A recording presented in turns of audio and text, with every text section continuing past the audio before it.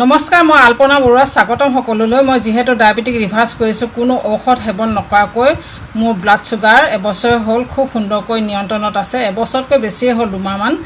আৰু মোৰ লগতে হাই ব্লাড প্ৰেছাৰো আছিল। হাই ব্লাড প্ৰেছাৰ ঔষধো এবছৰ হ'ল নেখাওঁ, খুব সুন্দৰকৈ নিয়ন্ত্ৰণত আছে। মোৰ 14 বছৰ দিন হাই ব্লাড প্ৰেছাৰ আৰু ডায়েবেটিকৰ ঔষধ খাই আহিছিলোঁ। আৰু লগতে মই 14 কেজি ওজনো কমালোঁ। এইবিলাক নিজে নিজে কৰিছিলোঁ, 3-4 মাহতে কমাইছোঁ 14 কেজি ওজন। এইবিলাক নিজে নিজে কৰিছিলোঁ, সেয়ে নিশ্চয় কিছু অভিজ্ঞতা হৈছে। সেই অভিজ্ঞতাসমূহে আপোনালোকৰ মাজলৈ লৈ আহিছোঁ, যাতে আপোনালোকেও ভিডিঅ'বিলাক চালে এটা অনুমান কৰিব পাৰিব কেনেদৰে আমি নিজে নিজেই ডায়েবেটিক ৰিভাৰ্ছ কৰিব পাৰোঁ বা ৱেইট লছ কৰিব পাৰোঁ। আজি মই ক'বলৈ আহিছোঁ, আপোনালোকে প্ৰতিটো ভিডিঅ' চাওক মোৰ ভাগৰ।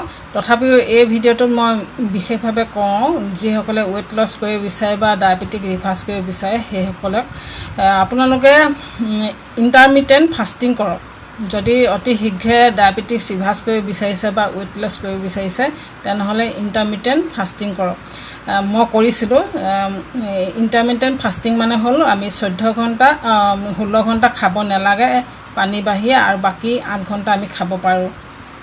মই 16 ঘণ্টা পটককৈ কৰা নাছিলোঁ, 12 ঘণ্টাৰ পৰা ষ্টাৰ্ট কৰিছিলোঁ। 12 ঘণ্টাৰ পৰা লাহে লাহে মই 17 ঘণ্টালৈকে উপবাসত আছিলোঁ। মই তেনেদৰে আপোনালোকে মই 3 মাহ দিন কৰিছিলোঁ।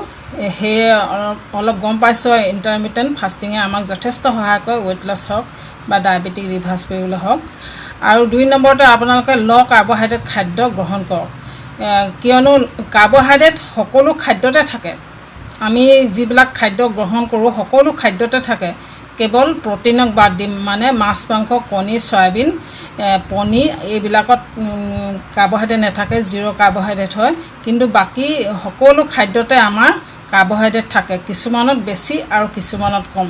সেইটো কাৰণে কৈছোঁ আপোনালোকে ল' কাৰ্বহাইড্ৰেট খাদ্য গ্ৰহণ কৰক। কিছুমান খাদ্য কাৰ্বহাইড্ৰেটৰ মাত্ৰা কম আৰু কিছুমানৰ যথেষ্ট বেছি। যেনে আমি সদায় মুখ্য খাদ্য ভাত আৰু ঘেঁহু আটা ৰুটি, এইকেইটা হাই কাৰ্বহাইড্ৰেট হয়।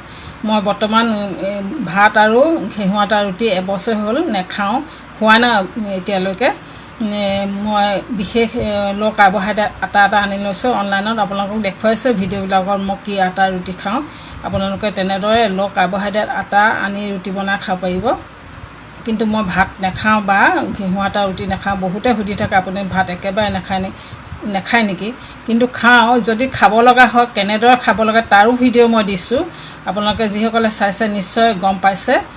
আৰু এই ল' কাৰ্বহাইড্ৰেট খাদ্য আৰু ইণ্টাৰমিটেণ্ট ফাষ্টিং আৰু আমি এক্সাৰচাইজ কৰিব লাগিব।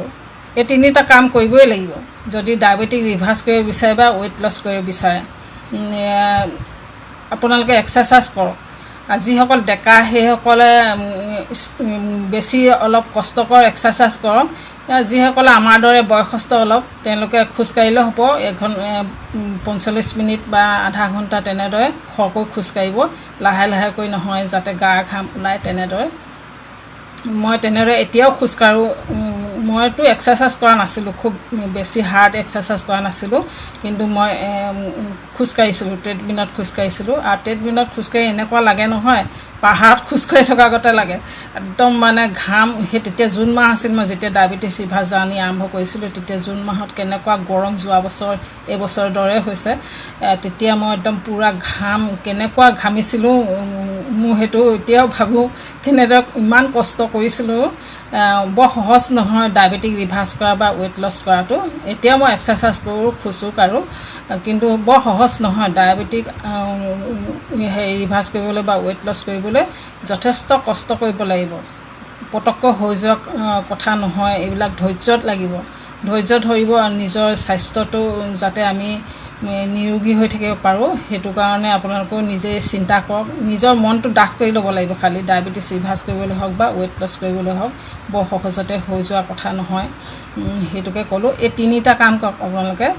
আৰু বাকী সৰু সুৰা কিছুমান কথা আছে, সেইবিলাক মই ভিডিঅ' দি আছোঁ, কি কৰিব লাগে বা খুব সুন্দৰকৈ শুব লাগে ডায়েবেটিক ৰিভাৰ্ছ কৰিবলৈ, বা কি ড্ৰিংকছ ল'ব লাগে, সেইবিলাক দি আছোঁ। সেইবিলাকো খাওক আপোনালোকে, তেতিয়া খুব সুন্দৰকৈ ছাপৰ্টিঙৰ কাম কৰে সেইবিলাকেও।